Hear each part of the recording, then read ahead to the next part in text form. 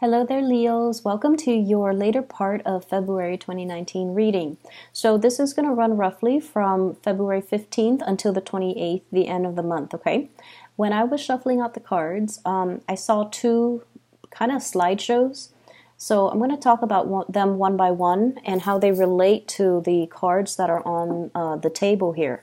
So the first thing that I saw is I see this little girl. She looks about 15 or 16. It looks like the 1800s. She's wearing a dress and she's on a bicycle. So she hiked up her dress to be able to sit properly on the bicycle so that the dress, the hems of her dress, doesn't get caught in the spokes and the wheels. So she hiked up her dress, her knees are exposed, she's wearing like stockings underneath and, some shoes, dress shoes. And she is just really happy with this new bicycle, so she's riding all over the village and she's going through a dirt road. And it looks like it recently rained, so there are puddles of water, rocks. So it's an uneven dirt road with a lot of mud, but she doesn't care, so she's riding through it. And she got mud like all over, her dress. It kind of like got into the tires and then it splashed back on her clothes, on her hair. And she doesn't mind, like she's having a really good time. When she got home, her mom saw her, like her knees exposed and dirt all over her. Her mom gave her a scolding. So it cuts away. So what I'm feeling with this energy, it seems like, it's the 1800s. Or at least it's a different time, different era, where gender roles were different, gender expectations were different, social expectations were different, what it means to be a girl, what it means to be a boy, and things like that. So her mom is sort of chastising her, like, you're a lady, you're 15, you're almost, marriage age, you're supposed to be more ladylike, you're not supposed to be a tomboy. So I feel like there are definitely societal, social gender role expectations or something that is imposed by other people onto you, and it feels almost like you have outgrown it and you feel like it's restrictive, you feel like it interferes with your life, you feel like it's interfering with your ability to really live your life and enjoy your life. So I see many of you going through this stage where you are really questioning you're questioning, what it is that's making you really happy and why you're not able to pursue it. Okay, that's the main thing. And I feel for many of you, it could be if you're on the younger end of the age spectrum, it could be, family expectations. You're supposed to go to school. You're supposed to be a doctor. You're supposed to be a lawyer.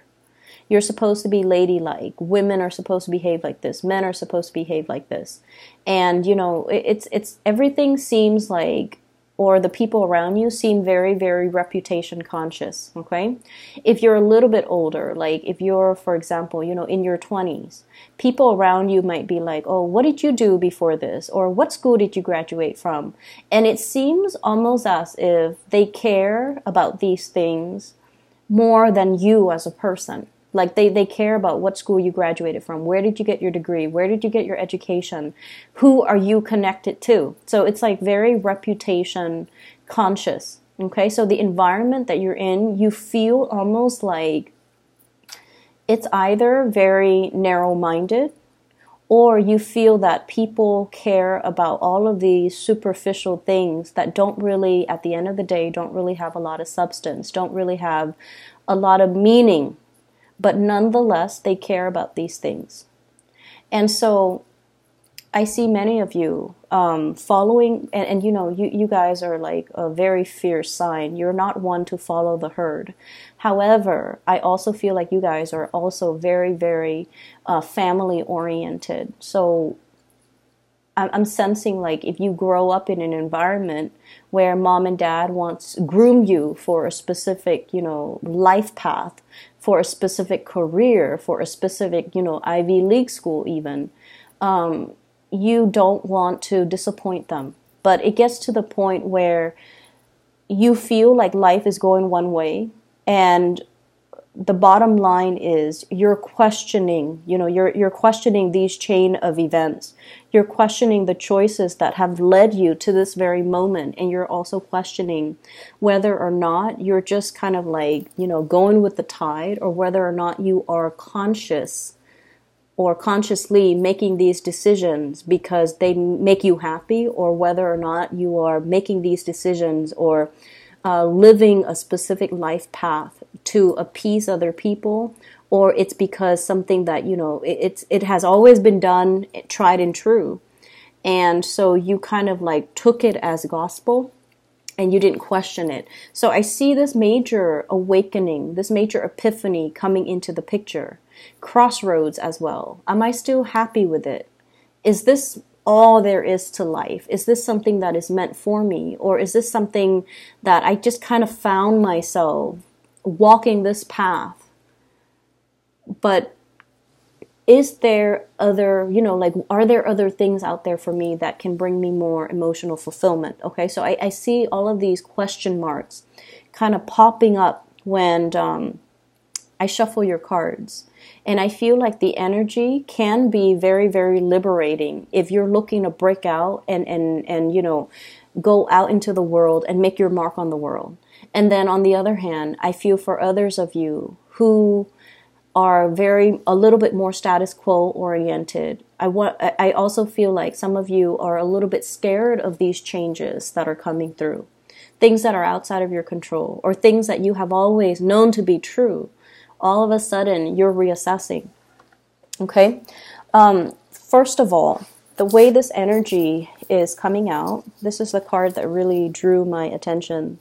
Your ship's coming in. Something that you have really, really, really waited for a very long time. I usually think of this as like a big opportunity, study abroad, going overseas to do some type of research work for some of you, because that did come through.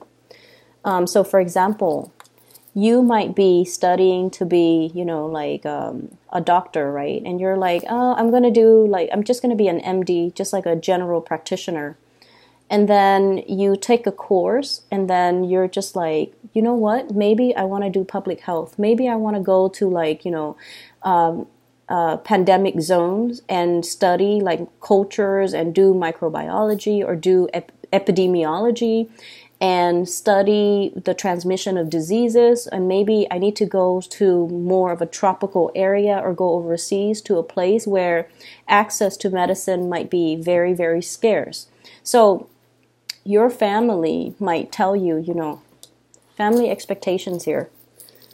You're going to be a doctor. You're going to be either a general practitioner, or you're going to be a surgeon, and you're going to work in these really posh, high-end, either private practice or in a very, very prestigious hospital. And your life is going to be all set. And you're just like, actually, I really want to get into this because I want to help people. And if I want to help people, I want to go to places where the needs are, impoverished neighborhood, underserved communities, especially going overseas to areas that don't have access to healthcare. So that's an example that I saw, so that I'm reiterating it, okay? And of course, all of you who are watching this are not in med school or are not trying to be doctors, but that's a big example that I'm using. Mainly because I feel like you're being groomed for something and it's making you happy, but you're also questioning whether or not you can do something else that is more meaningful. So I see this conflict coming out. On the one hand, you are very, very happy. But on the other hand, you're almost operating from the Aquarius spectrum, where you're wondering, what is my contribution to humanity? At the end of the day, it's not so much about what I want, what's making me happy, but how can I share my gifts with the world? How can I make things better for other people? So you're going through a little bit of a soul searching. What's really, really making me happy? Can I really, really be happy when the rest of, humanity is really suffering? So I feel this major maturation process happening here with Leos. And I also feel like you're plugged in okay, to this collective consciousness, where on the one hand, your life might be really happy and dandy, but on the other hand, if you see, you know, poverty and homelessness and just people struggling to get by, there's an element about you where you want to share your resources in order to make life, even temporarily, because you're not naive, okay? So share your resources, share your skills, share your knowledge to make things better for other people. Some of you are rethinking like a major career path, rethinking, and I definitely feel like something from like a private arena to more of a public servant. That's what I'm feeling. So I feel like, you know, for example, if you're a psychiatrist, if you're a doctor, you're thinking possibly going, you know, packing up your bags from private practice. Even if you're a lawyer, private practice, going to be like a public defender or work in a more public environment where you're helping a lot of people. So you do want to, on the one hand, you know, really serve humanity, but you also like, you're happy where you are. I don't feel like there's problems. With this 10 of Cups here, you're very happy. And you feel very blessed with everything that you have achieved and everything, all the good things that are coming your way. But on the other hand, it's almost like you can't really sleep at night if there are people struggling out there in the world. Okay, so that's what I'm sensing. The second image that came through for you, and it's really weird, and I don't know why, I'm not seeing people, but I'm seeing animals. And the animals have, you know, human characteristics, like human behaviors. They look like animals, but they, and I don't know why my guides don't show it in terms of a scene with humans, but let me just relay the message. So there's this nest, it's in the tree, and there are 3 little birds that have hatched from these eggs, and the mother is there. So there's a nest in the tree, there are 3 little birds, and the mother bird, the female bird, is there as well, watching over her 3 kids. And then the dad bird comes back. He has like worms and grubs in his mouth, and then he feeds the kids. And then the mom and dad seems like they're bickering. So then the dad was all like, okay, I've done my part. I've fed the kids. Now I'm going to go off and play. Okay, so that's like the image that I'm seeing. And that's why I question, like, why don't I see humans? Like, why isn't it just the mom with the kids? Dad comes home, gives them money, and then takes off. So what I'm feeling here is a situation where 2 people potentially could be staying together because of obligation, okay?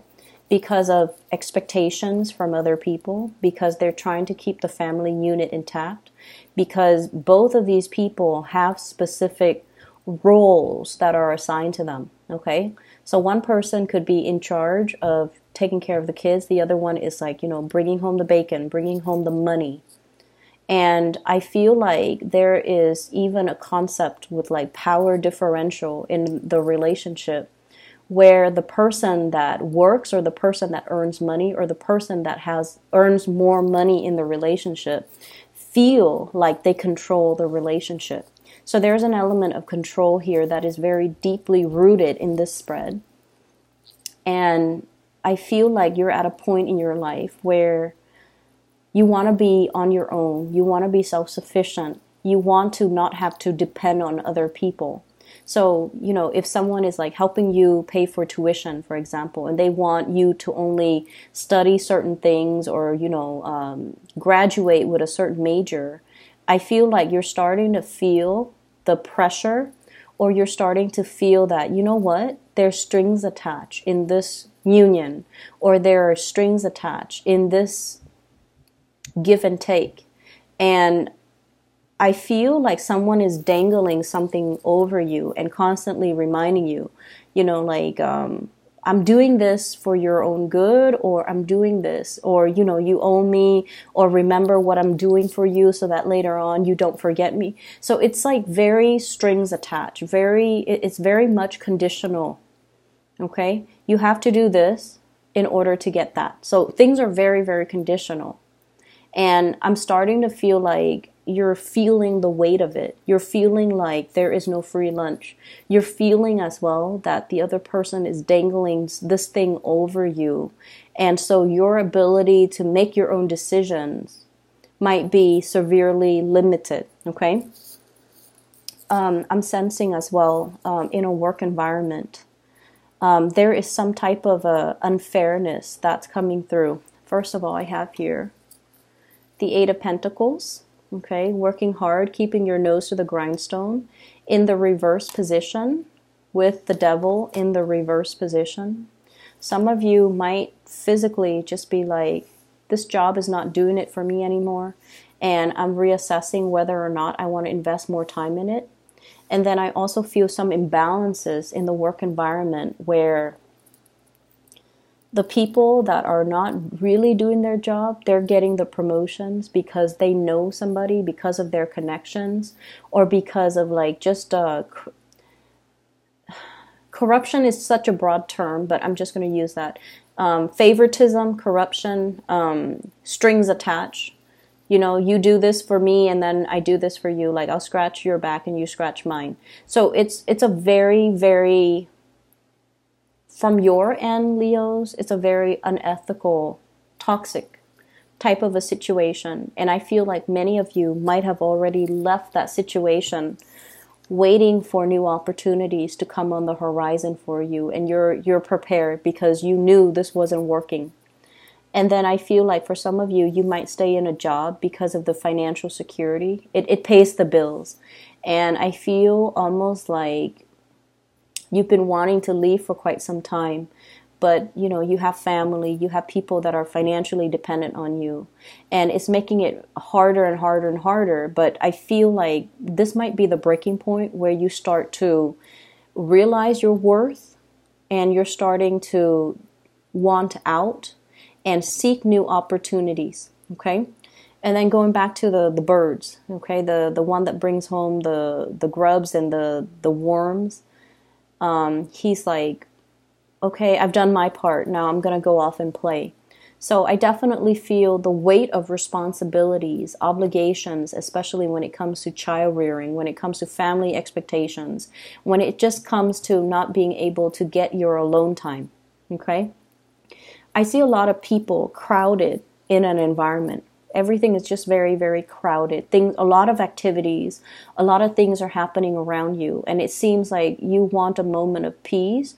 You want some solitude. You have a lot of things that you need to get done. So for some of you, if you're working from home, there's like kids running around or, you know, family members dropping by unannounced and the doorbell's always ringing or text messages are constantly dinging or your phone's always going off, or there's like animals, pets, children, just a whole barrage of activities happening around you. And take yourself to the library, take yourself somewhere else where you can get your work done. And then I also feel for others who are, you know, in between jobs, who are trying to apply for a job, getting their resume together, looking for jobs online, and it's almost like the responsibilities that you have to contend with is delaying the job search process. Okay, so that's what I'm feeling. And so somebody once gave me like the best advice. And it is like the best advice I've ever heard. One of the best that I've ever heard. And he's a father of a friend. And he mentioned to her when she was looking for work, treat the job search as a full-time job. You wake up at 7, you get ready. At 8, you sit at your computer, or 7 to 8, you eat your breakfast or whatever. And then at 8 to 5 p.m., you sit at your computer and you look for work. You apply for it one after the other. You take your lunch break at 12, and then you stop doing the job search at 5. And he goes, and then the next day you repeat. So you treat the whole job searching process as if it's a full-time job. And once you get yourself in a pattern, once you are responsible, once you are diligent, and I feel like, you know, that's when the serious jobs are going to be in the picture. treat it like a full-time job. Okay, be serious with it, and don't just bookmark it and let it sit. When something catches your fancy, apply for it right away. That way you can knock it down. And he also said, like, as well, create a quota for yourself. So for example, today I'm going to apply for 5 jobs, and then until you finish those 5 jobs applications, that's when you call it a day. And then the next day, set a quota for yourself. But either way, we have to treat it like a full-time job. And so I see some of you're kind of like sitting at home trying to do these job searches, or trying to fix your resume, or trying to apply for these job applications. And, it's not a fun process. And I see kids around you like, Mom, do you look at what I'm doing? Or Dad, look at what I'm doing. And so you're getting a lot of distractions. And so, block out some time, go to the library, go to a coffee shop with like internet, and try to take care of things from your end. And don't feel guilty that you kind of need to, be away from people. There's nothing wrong with that. You need to do what you need to do to take care of yourself first, and then, resume your life after. Okay, so that's what I'm feeling. And I do see money being a little bit of an issue for many of you. So I have here the 8 of Pentacles. Whatever that was stably coming in is no longer coming in. And then we also have as well the 2 of Pentacles. This is kind of like making ends meet. Usually piecing together a few part-time jobs in order to get by, in order to make rent, in order to pay the bills at the end of the day. There's a lot of assistance coming through from family members and loved ones. I do sense that. But I feel like, while we're in this space, it's really, really, it can feel really disheartening. Okay? I do sense that. It can feel very disheartening. But they're really telling you not to cut corners and do things the right way. I have here the Wheel of Fortune. Things are going to come into the picture in divine timing.